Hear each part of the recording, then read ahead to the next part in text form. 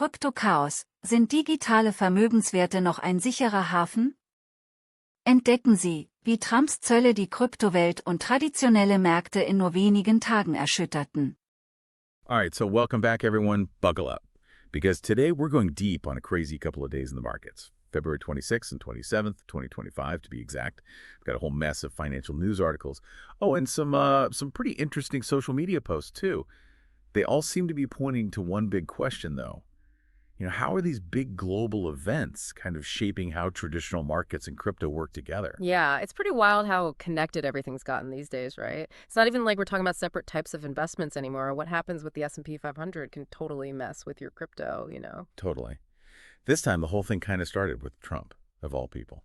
He just casually announced this 25% tariff on the entire European Union during a cabinet meeting. Oh, and on top of the ones we already have on Mexico, Canada, and China. Whoa, 25%. That's huge. It's been decades since we've seen rates that high, potentially since the 1940s.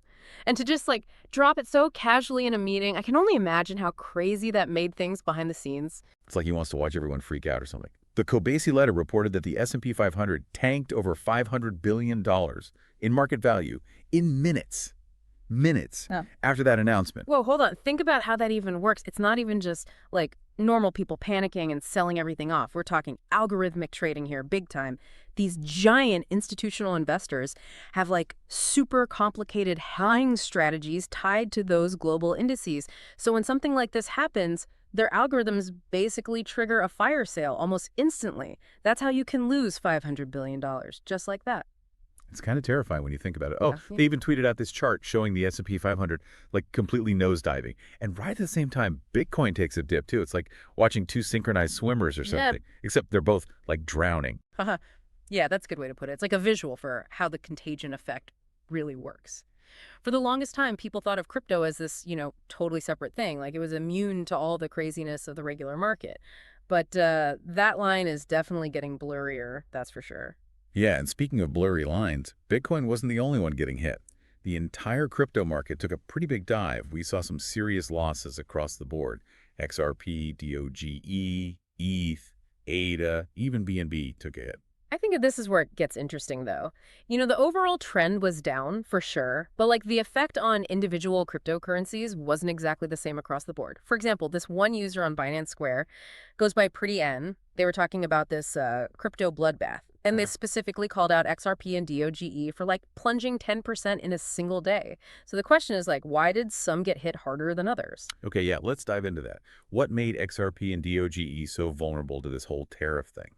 Well, XRP's always been super tied to the global financial system, right? It's mainly used for payments that cross borders, which, are directly affected by trade and tariffs. So anytime you have this kind of disruption in global trade, it creates a lot of uncertainty around how useful XRP really is, which can scare off investors. That makes sense. What about DOGE, though? That's always been more of a meme coin, hasn't it? Exactly. And that's kind of the problem. Meme coins rely almost completely on sentiment and hype. So when the market as a whole takes a hit, those coins are usually the first to go. They're seen as, way riskier, especially by institutional investors who are a huge force in the crypto market now. So this whole thing really makes you wonder about Bitcoin as a safe haven, right? Yeah, for sure. And a lot of our sources are kind of going back and forth on that. Some are still hanging on to that whole digital gold idea.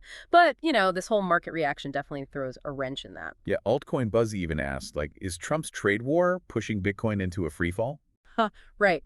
It definitely, challenges that idea that Bitcoin can just ignore all these global, shakeups.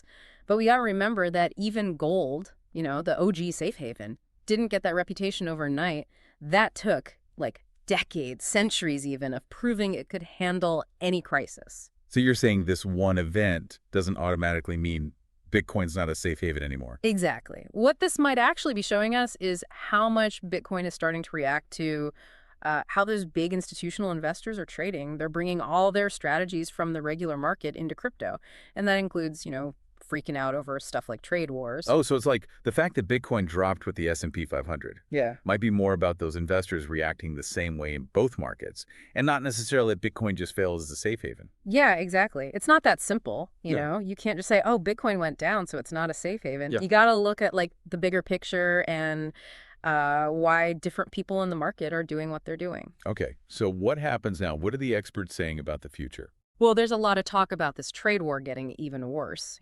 Some sources, like Pretty N, are talking about how China's National People's Congress could be like a turning point. They think China might do some things to stimulate their economy, which could actually be good for both crypto and regular assets.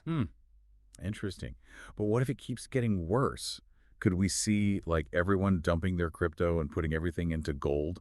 That's definitely possible. If things stay this uncertain, we might see a flight to safety, and that usually means people go for those more established assets.